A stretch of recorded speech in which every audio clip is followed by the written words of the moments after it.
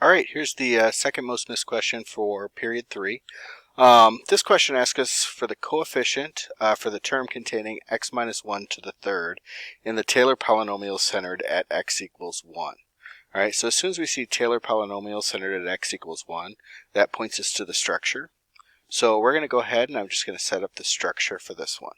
So we're going to have f of 1 plus f prime of 1 over 1 factorial times x minus the center plus f double prime of 1 over 2 factorial times x minus the center squared plus f triple prime at 1 over 3 factorial times x minus 1 to the third.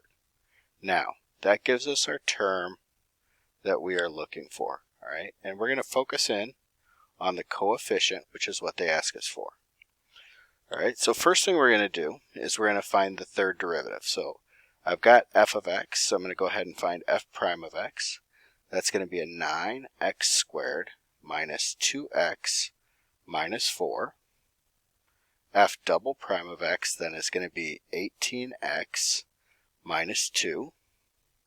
And f triple prime of x is 18. All right, and we are curious about f triple prime at 1. All right, no x in there, so it's just going to be 18. All right, so I've got the third derivative. This is where a lot of people will go to the most common mistake, which is choice B. All right, that's not the correct choice because if we look back to the structure, much like the last question, all right, we need to deal with that 3 factorial that's in the bottom. So we're going to take the 18 we just found. We're going to divide it by 3 factorial. That's an 18 over 6, which is 3. So that would lead us with a correct answer of C, all right, which is 3.